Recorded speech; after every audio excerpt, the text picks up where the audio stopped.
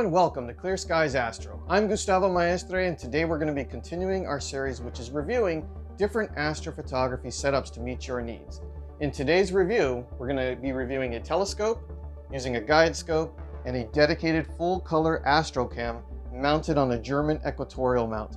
This is an incredible setup that I've taken tons of fantastic pictures with, and depending on your needs, this could serve you as well. This is a good setup for an intermediate photographer or a beginner who has the time and the patience to learn something new. Now, don't forget to watch the video all the way to the end for the mind-blowing review of the Lagoon Nebula, which I took with this setup. That being said, let's go. All right, so let's go ahead and get into this astrophotography setup. Now, for starters, we have the Explore Scientific ED-102 telescope. The ED is a designation calling out the fact that this telescope uses extra low dispersion glass. And what that means is the materials in the lens are able to reduce or remove chromatic aberration. So when you take your deep sky shots, you don't end out with halos around your stars, which is great for the astrophotographer. The 102 is in reference to the 102 millimeter diameter lens, and then this telescope has a focal length of 714 millimeters. That creates a focal ratio of f7, so this telescope does a great job of collecting light and reducing noise. Now up front, you'll notice the retractable hood, and this is a great hood for reducing lens glare, possibly from your neighbor's lights, but it does a great job of reducing lens glare. And this is a triplet apochromat. And I'll go ahead and turn it here so you can get a look at that beautiful lens. Now, as we work our way down the telescope, you'll notice that I have a couple of different scopes here. Now, I'll start off with the one that is the least useful for some astrophotographers, which is actually just a finder scope. Now, I use the finder scope because of the fact that in this rig, there's an Astro camera. There's actually nowhere to look through physically to see where you're pointed and to make sure you're on your deep sky object. So you end up navigating it with a laptop, which can be a bit tricky.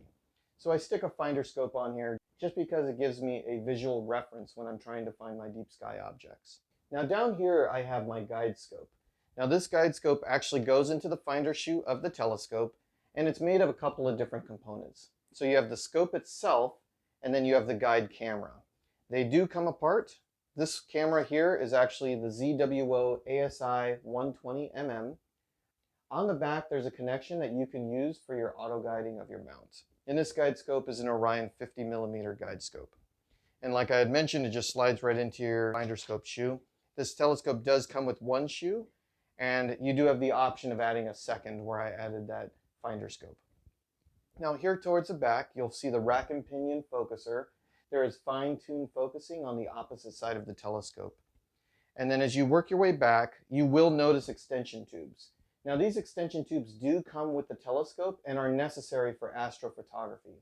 You have to remove the eyepiece ring here to add in these extension tubes so that you can do what's called back focus.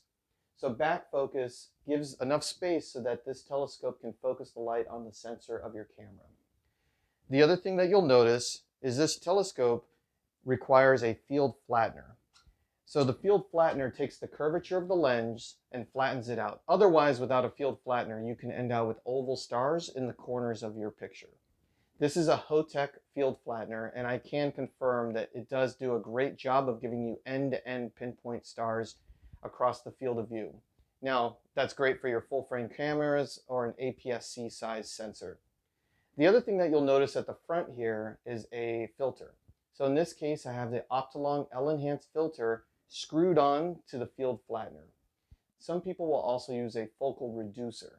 So that does flattening and reducing together to reduce the focal length and increase the speed of the telescope.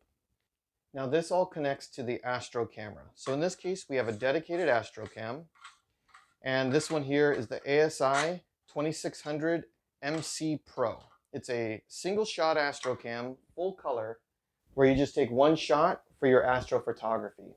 This camera here is one of my favorites. It's actually liquid cooled, so you don't end out with amp glow. So if you use a camera that is not cooled, in the summer you might end out with a halo on your pictures, either on the sides or the bottom, from the heat of the sensor.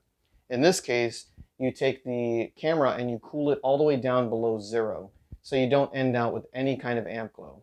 It has the cooler, and it also has a warmer as well, and a built-in fan. Other things that you'll notice on this are the USB jacks, a USB connection for your computer, and then this uses 12 volts DC. What you'll find is most Astro equipment is running on 12 volts DC, including the mount and several other things like lens warmers and so forth.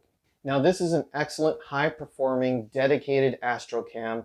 I've taken so many wonderful pictures with this that I'm just in love with this camera here.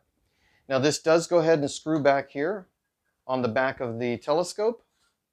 And now we're down to the bottom of the telescope where you'll notice the dovetail plate. It's a universal style, so it's going to fit most of your mounts. Now down below we have the Skywatcher EQ5 Pro mount.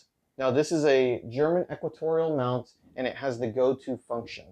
The go-to function is controlled by SynScan, and you have the ability to update this via computer and a USB connection here. This also, as I mentioned, is running on 12 volts DC, and you have the jack for your Autoguider. After you align the mount, you're able to use the hand controller with the go-to function, which is fantastic because you're able to just tell it, go to M51, and the telescope goes and slews over there. The front of the mount has a polar scope built in. I will say that the optics on this are pretty fantastic, and you're able to see them in relatively low light. But what I also do is use a red flashlight just shining around here in the front, and then that way it makes it a little bit easier to polar align your scope to begin with. You have your adjustment screws here for your latitude. You also have a plate below if you need to store any kind of accessories. Now back to the front of the mount, you're going to also see the counterweight. The rating for this mount is about 20 pounds, but generally you don't want to get all the way up to the limit. But you have two 10-pound counterweights for any kind of gear that you have up top. And of course, with the counterweights, you're able to get phenomenal balance, which is very important when you're doing your astrophotography pictures to make sure that they're nice and smooth while your telescope is locked on to that deep sky object. Now this is a rig that I've taken a ton of great pictures with, and I highly recommend it.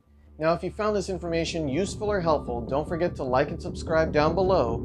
And without further ado, let's go ahead and do the reveal of the incredible Lagoon Nebula.